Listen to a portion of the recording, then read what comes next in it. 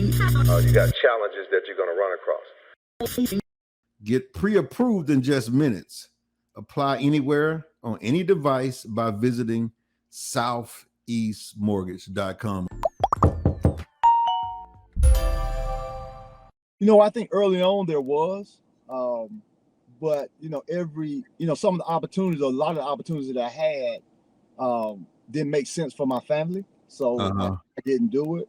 But as it kept going, I just put my head down and go back to work. Every job I got turned down for, I just put my head down and say, hey, schedule us, and try to take it out on somebody. So, right.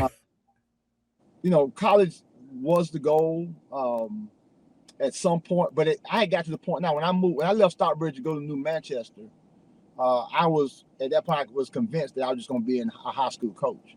Mm-hmm. And it's funny how things just happen. Then I get the phone call, say, come on down and be the cornerbacks coach. So I think it was a goal. I think everybody wants to coach on the highest level.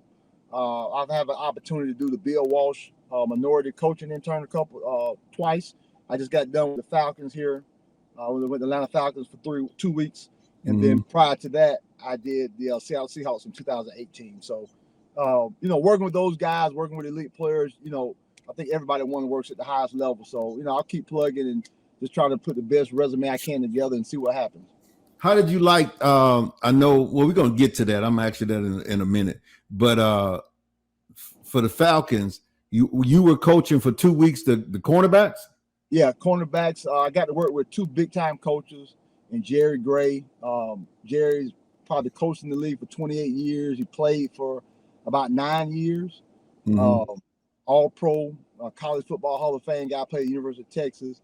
When I say I learned so much from him, just sitting there looking at him and some of the things he would say, I'm like, man, I got a notepad full of stuff that I wrote down.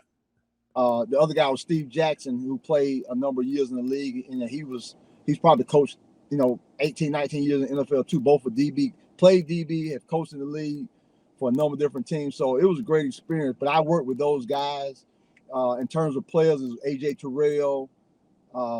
We got they just got a safety from Jesse Bates from Cincinnati. Yeah, I was going to ask you about him. What do you think about him? He's the real deal. He was out most of the time that I was there. They just had a baby. Him and his wife just had a baby. Okay. So he wasn't there the entire time I was there. But they got a lot of young talent. Jeff Okudu from Ohio State, he's coming in. Yeah. So I'm excited to see those guys compete this year because I saw the work they were putting in.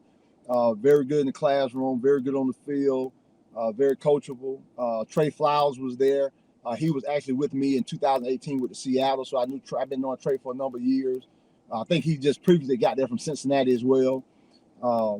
So I'm excited about the Falcons. Yeah, they're doing it. I think Arthur Smith is doing it the right way. Those guys are working hard. Everybody's buying in. He was OTA, so guys didn't have to be there, and I would say 90% of the team was there. So, yeah, I'm excited to see him. Arthur Smith reminds me of Bill Parcells. His demeanor he's very no nonsense. Yeah, very no nonsense. It's funny you say that because during my time with the Patriots, when Coach Parcells came in, he cleaned house, and he was like, "Hey, I got to get guys gonna help me win." Yeah, stuff. Not I ain't gonna be here.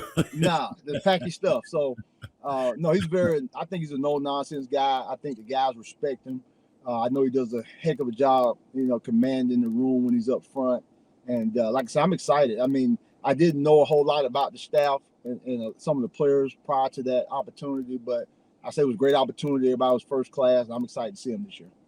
Speaking of that, what do you think about what Deion did in Colorado? Because I believe a lot of I'm sure you probably hadn't thought about it, or you probably don't need to respond on it, but I'm thinking these coaches that went up to talk to these congressmen were kind of upset at Prime for going in and cleaning the house that quickly and bringing in a whole new crew. You know what I'm saying? Yeah. The transfer portal, you can attend the college coach. The transfer portal has definitely changed the game on some things.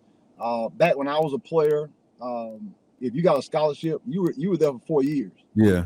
Because you didn't want to leave because you lost a year eligibility.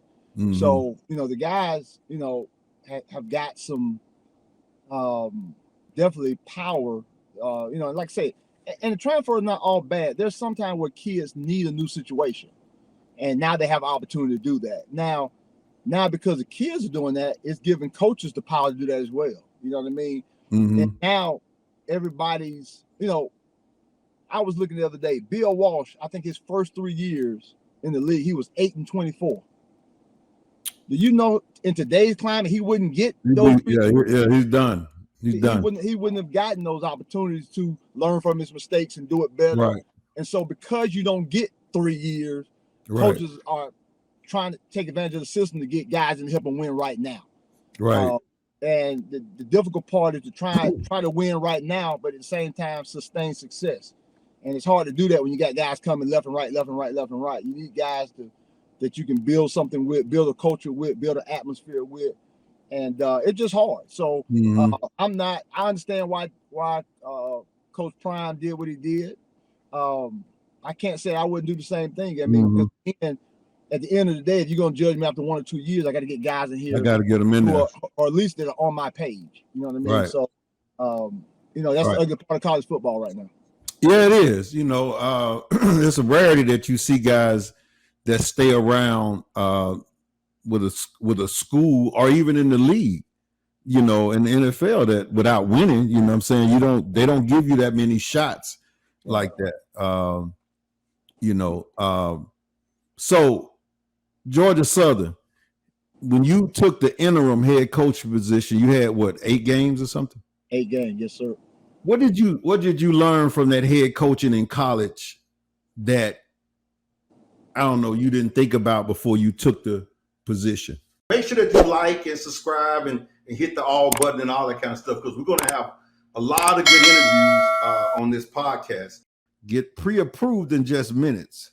Apply anywhere on any device by visiting southeastmortgage.com.